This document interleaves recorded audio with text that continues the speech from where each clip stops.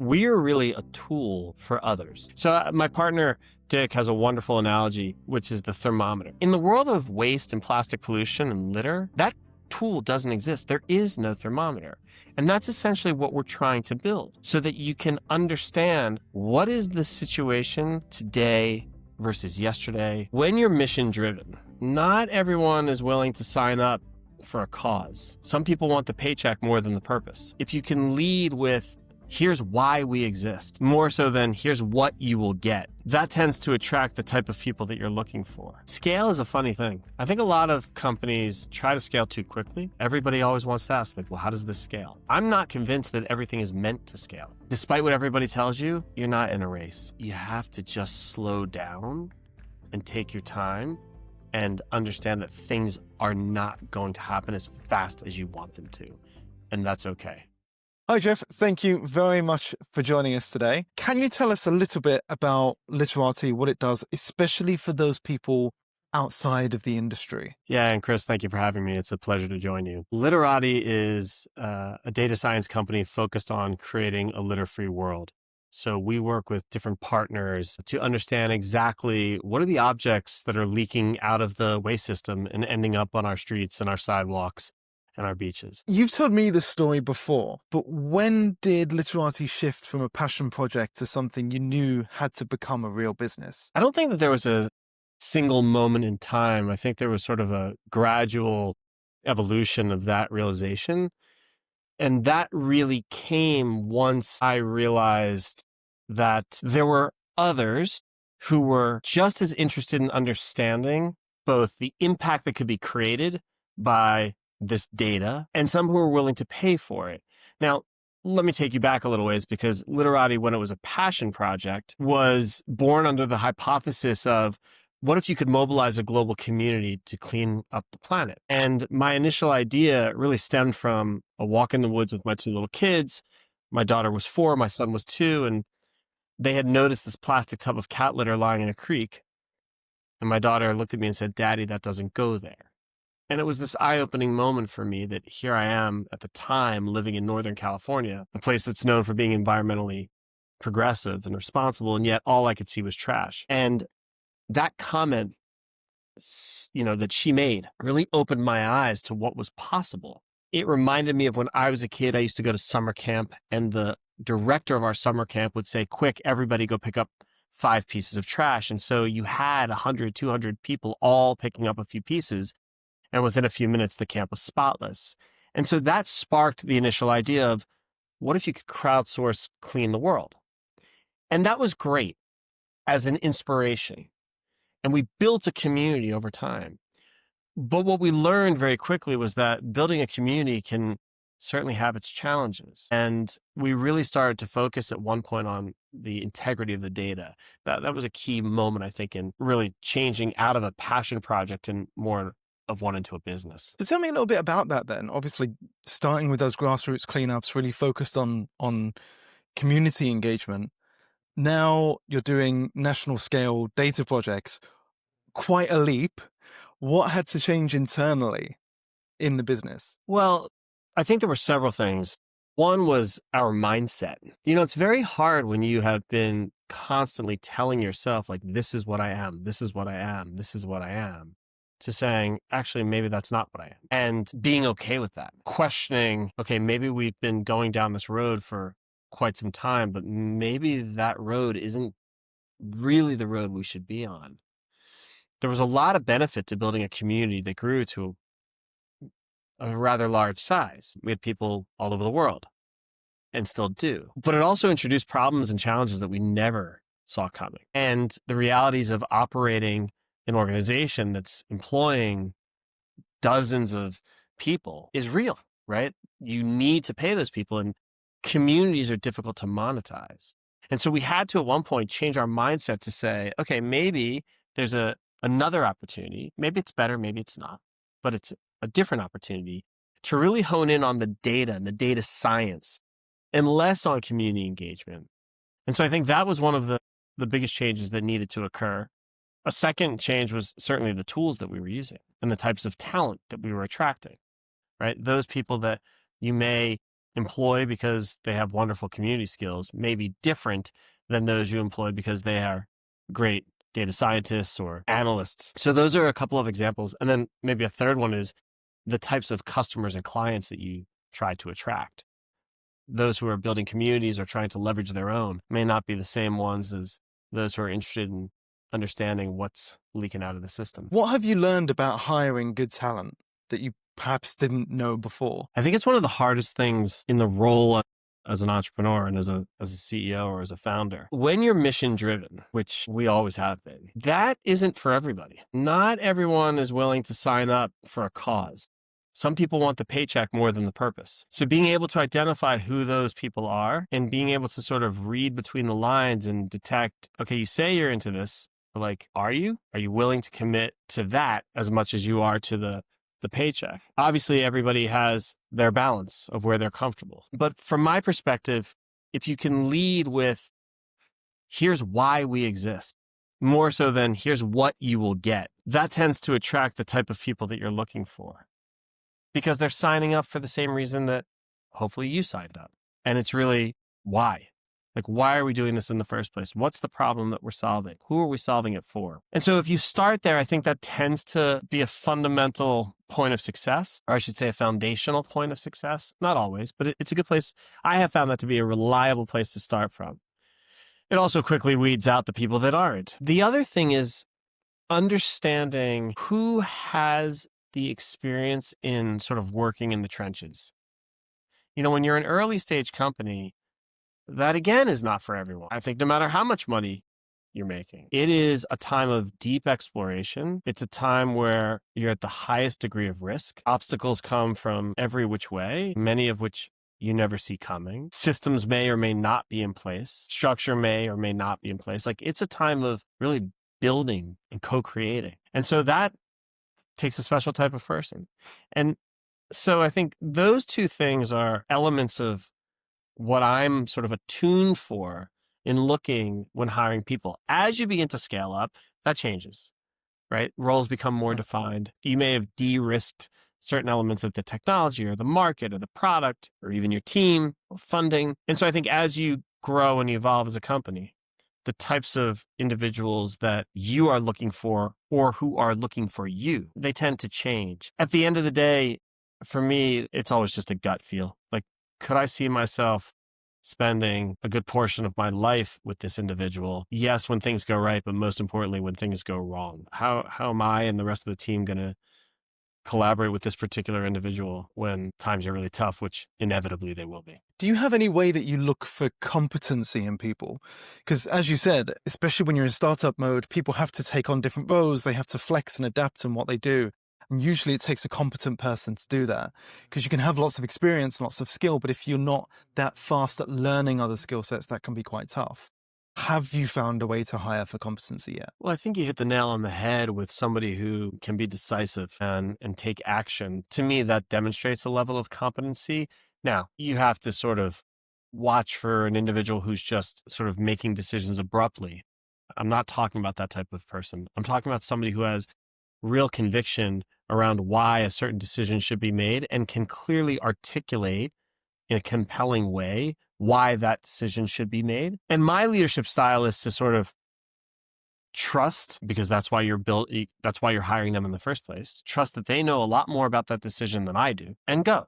And if they're wrong and you have to course correct, okay, then we course correct. But that's one area of competency that I tend to look for is, are people able to be decisive and be able to clearly articulate why this is the right way to travel in their opinion. Another thing is really, what do others feel around you?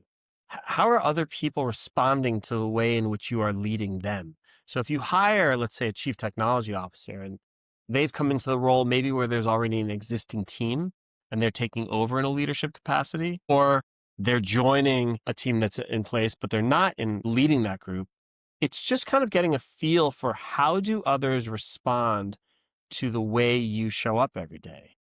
You tend to be able to detect quite a bit about someone's competency by how others are reacting to the day-to-day. So those are a couple of ways. Thank you. Let's dig into the data side of things a little bit, because you mentioned you had to hire lots of data analysts. Has there been something surprising your team's uncovered from the data recently, or something even you didn't expect? It's a really interesting question, and I would say this. There's always a moment in a given project where once we've designed the survey area that we're going to collect data in, then collected the data, put the data through our machine learning models and QA and all of that, and then we're in the analysis phase. And in that analysis phase, we are integrating other data sets, right? So if you imagine we've collected data of what's on the street. And by the way, we didn't talk about this, but the way that we do it at Litterati is through a mobile application that our researchers are using to take photographs in any given location. And those photos hold quite a bit of information. We're able to understand the objects, materials, sometimes the brands within a photograph. We've run those images through machine learning models, and they're able to spit out here's what those items are. We're able to understand geotags and timestamps and proxies for volume and weight and things like that. So you have all of this data. And oftentimes we will have data for an entire city, let's say, or country. And then you start implementing and integrating other data sets, such as socioeconomics or land use type, meaning this area is residential, this is commercial, this is construction, etc. Or the depravity index, which is these communities are the most deprived, these are the least deprived, right? That sort of relates to socioeconomics. Or the locations of storm drains or schools or any other given data set. You start to uncover insights that you never thought may have occurred. And that may be something like, oh, you really thought that this area was going to not be really impacted by plastic pollution, but in fact, it surprisingly was. And you start diving in to understand, oh, it's because this source of plastic coming into the environment is in that location. It might be a particular retail environment. This particular type of store is here, and that's why this area is so dirty compared to somewhere else. But you never would have known that had you not integrated another data set. There always are surprises, but it really takes digging deep into the data to understand to learn what they are. Okay, real quick. If you're a sustainability founder and growth feels stuck, this part is for you. You're doing between 700K to 3 million in revenue. You've built something amazing, but growing it is just exhausting. Every lead comes from a referral. Every deal depends on you. And every time you try to scale, something breaks. Your pipeline, your sanity, or even worse, your impact. The problem is you are too close to see the real issues. You're trying to read the label from inside the bottle. That is exactly what we help you with at Plucky Bamboo. We work with planet-first B2B companies to find and fix the hidden bottlenecks that quietly block their growth, whether that's unclear positioning, weak lead flow, or a sales process that just doesn't convert. First, we uncover what's broken. Then, if it makes sense, we build the systems to fix it, so you can scale your impact without burning out. We've done this for companies like Blue Banyan and Scrap, and after hundreds of conversations with sustainability founders and CEOs, I know where the cracks show up when you start to grow. So if you're ready to find and fix what's holding back your growth and impact, visit pluckybamboo.com to see how we can help. Okay, back to the episode. Let's talk about the commercialization side of things then a little bit. Obviously, as we talked about before, made quite a big leap in terms of the business and how it moves, the kind of market it goes for. I'm curious to know, you work with quite large organizations, and how is it those opportunities find you today? Is it mostly relationship driven? Is there a system behind it? Talk to me a little bit about that. It's mostly relationship driven and word of mouth. So we work with a few select partners at the moment that, you're right, are rather large. As an example, the World Bank. And these are partners who have a very clearly defined need. Not everybody in the world is looking for the type of data that we provide, but there are a number of organizations, municipalities, corporations, nonprofits that are. And typically those clients, those partners of ours, may be looking for data to help inform their decision on infrastructure. So we've worked with a number of municipalities who want to understand where should they put in different waste receptacles or other forms of infrastructure. Or where should they invest in those resources? And our data can help inform those decisions.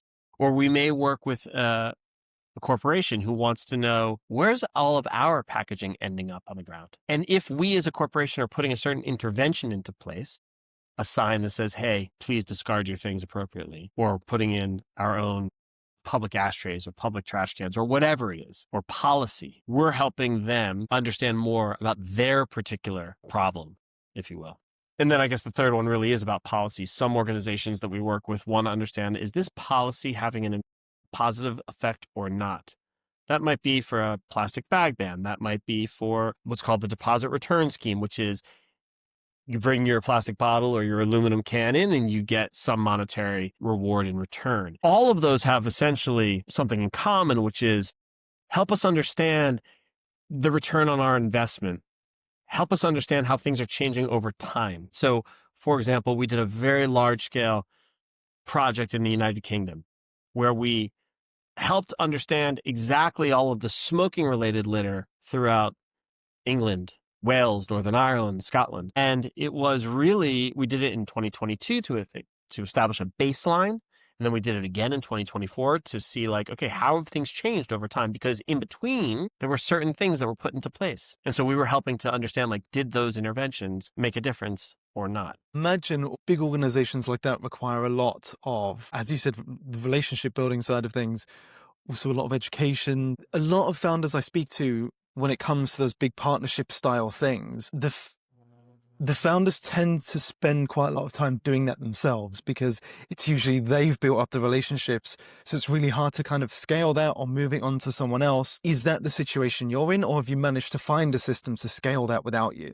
I think scale is a funny thing. I think a lot of companies try to scale too quickly. Everybody always wants to ask, like, well, how does this scale? I'm not convinced that everything is meant to scale. Right now, where Litterati is, we are not in a scaling mode. We are very much in delivering a wonderful experience and outcome for the select partners that we work with. Our platform is built to scale, but we're not in a rinse and repeat model. There are definitely a number of customers where, for us, like, yes, there is a rinse and repeatability. But if I build a relationship with city number one, it's very different than building a relationship with city number two. The tools we rely on, for the most part, are obviously the same.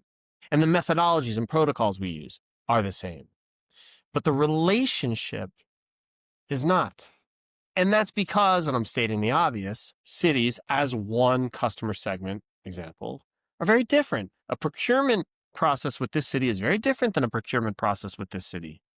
A budget over here is different than a budget over here. The types of people that you may have access to in city number one. Maybe you're working with the Department of Public Works or the mayor's office or Department of Parks and Rec. You may not have any access to those people in city number two. So I think to answer your question specifically about building the relationship, that's not something that we look to hand off, so to speak. It's really important to us to build that trust with those partners that we work with. The systems, however, are designed to do just that we can utilize one. We can utilize a system in city number one and use the same system in city number two. Yeah, I definitely agree. A lot of people get stuck on, I guess, becoming more efficient before they're effective and kind of putting systems and processes and even AI in place before they found out what actually works. I'm curious to find out from you, though, like, obviously you're focused on building the best product you can and delivering the best outcomes you can for your current partners. I believe the more you scale, the more impact you have, or at least the bigger footprint you have, the more impact you can have. For you, it sounds like that doesn't come from scale. It sounds like outcomes. Is that correct? Or is this sort of where you're at the moment, and then it's in 2-3 years you're looking to scale that side of things? Well, I think you're right that the more scale you have, the greater potential impact you can have.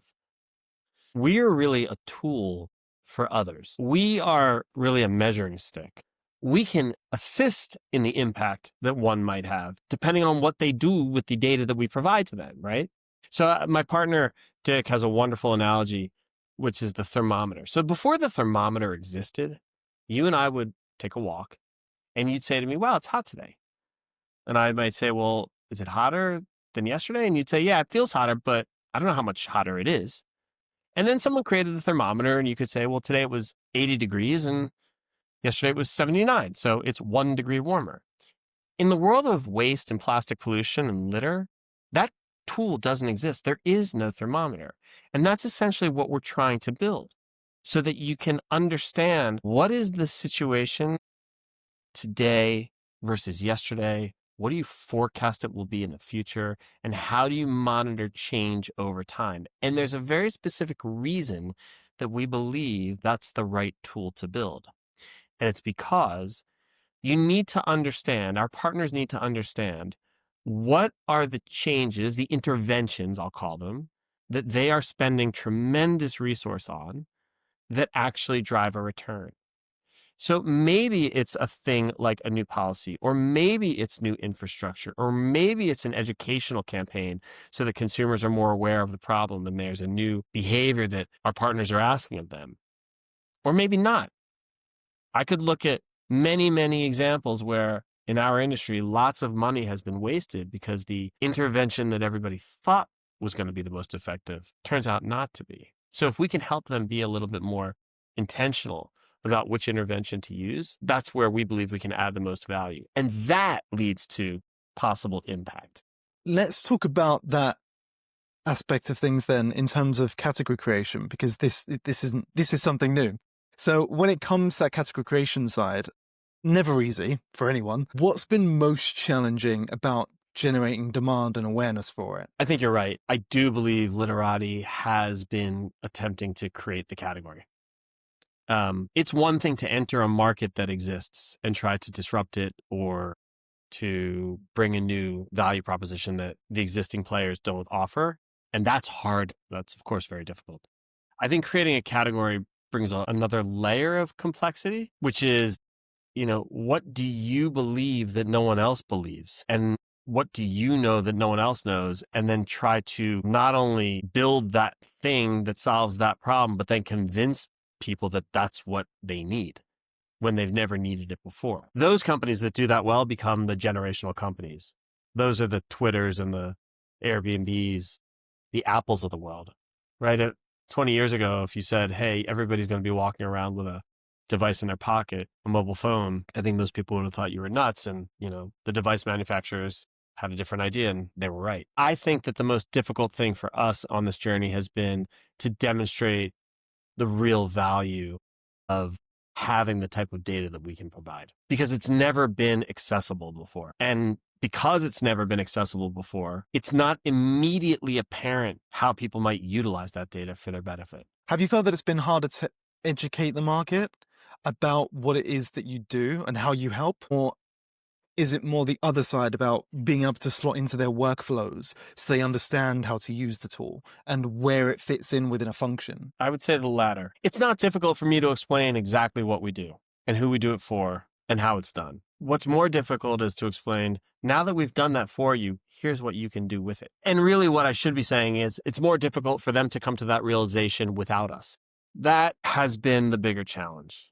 And I think there may be, and I'm not positive this is true, but because the feedback loop is so long from the moment we start collecting data to the moment we analyze, to the moment we hand it over, to the moment they use it to do something, to the moment that something actually has an impact, that can be years, right? This is not a short game. This is a long-term play. But I would argue that people have been trying to solve this problem of litter and plastic pollution really since the middle of the last century, right?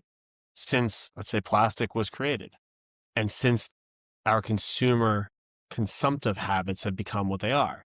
And nobody seems to have cracked it yet. I would argue that the problem's only getting much worse. And so we at Litterati recognize that it's a long play, but until we hear of a better idea, we're going to keep playing it. Have you found a way to solve that latter problem yet? Have you found a way to get them to understand how to use it? Or is that something you're still struggling with? No, I think we have found several ways. And it's partner dependent, it's client dependent, but it's like you can see the light bulb go off. When you're able to provide a client with the type of data that they're looking for that solves the problem that they want to solve, that solves their pain point, that there is no there is no better argument than just letting them experience that. And again, whether it's about shaping policy or informing infrastructure or helping them understand, yes, this was the right intervention. It's that experience that they need to go through before the light bulb goes off. It's one thing for me to light up a dashboard and show you, okay, you want to know where all of the cigarette butts are in this particular city? There's a wow factor to that because of everything we do is generated by a photograph. Each photograph has all this data. We can make it look really pretty and that's great, but that's not the real value. The real value is what you then do with that information. Now, getting all that data is very difficult. It's laborious, it's time intensive, it's complicated, and understanding how to collect all that data so that it has statistical meaning is also not trivial. But it's what do you do with all that information in a way that particular partner needs? That's what really is the best way to have somebody experience what we think is magical. So looking over the next 6 to 12 months, where do you feel most exposed? What's the biggest bottleneck that you see or the biggest challenge for the company? Well, it's interesting. When I think about bottlenecks or challenges or areas of that you're exposed, to me, they're different. I'll answer the exposed one, which is it's probably something that I'm not aware of. So there's probably some new technology or tool that others may be tinkering with that could leapfrog, years of investment that we've made.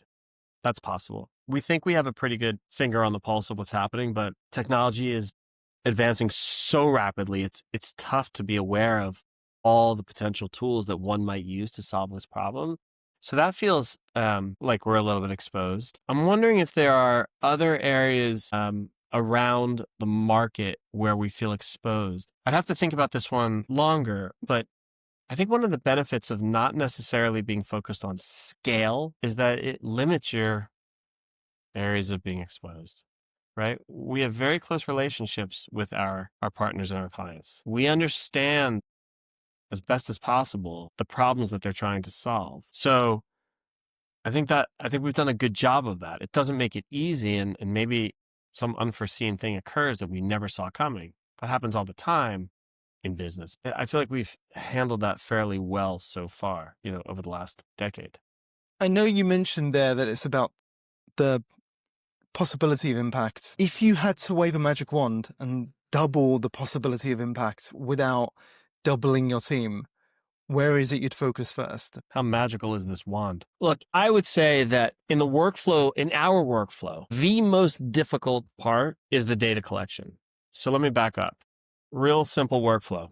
When we engage with a client, the first phase is called discovery. We want to understand more, like what's the story that they're trying to tell? What are they trying to understand? What is the problem that they're experiencing? And we'll ask a lot of questions during that. The second phase is, okay, based on that discovery, we're going to go make a design of where we're going to where we're going to collect data. We call that the survey, right? The survey design. The third phase is collecting the data. The fourth phase is annotation, machine learning models, our AI tools, making sense of all that. And then the fifth is integrating other data sets, analysis, reporting out. So discovery, design, data collection, annotation, machine learning models, quality assurance, and then analysis and reporting. That middle section, the data collection, is by far the most difficult. The other four are difficult, but not compared to the collecting of data. Why? Because you're talking about a problem, litter, plastic pollution, that is so rampant, it is so pervasive, that to get a true snapshot of what's lying on the ground is really tough. You're dealing with things like elements of decay and decomposition. You're dealing with things like weather. You're dealing with things like if the street sweeper came by on a Wednesday and you're measuring things on Thursday, the day after, that's a lot different than if you showed up the day before. You have two very different perceptions of the reality just because you didn't know that a street sweeper was showing up on Wednesday. So I could sit here for a while and tell you why that's so difficult. But if I could wave my magic wand, I would try to simplify that third phase significantly. And everybody else, I'll just take this one step further. everybody always goes towards well, you could collect data with satellites or drones or vehicles or fill in the blank. And the truth is, yes, in some ways you could. Without getting too long-winded, we could tell you 3 reasons why each of those create more problems. And so those are some of the things we pay attention to when it's like, okay, how do we really improve? Final question for you. If you had one piece of advice for another founder in sustainability, what would it be? There's so many that come to mind. But today, if you asked me, I would say, despite what everybody tells you, you're not in a race. You have to just slow down and take your time and understand that things are not going to happen as fast as you want them to. And that's okay. Jeff, how can people find out more about Litterati? How can they get in touch if they want to? Yeah, you can find us at litterati.org, or you can email me directly. I'm just jeff@litterati.org. It's litterati.org. Jeff, thank you very much for your time today. I really appreciate this conversation. It's been great. Thanks, Chris. Great to be with you.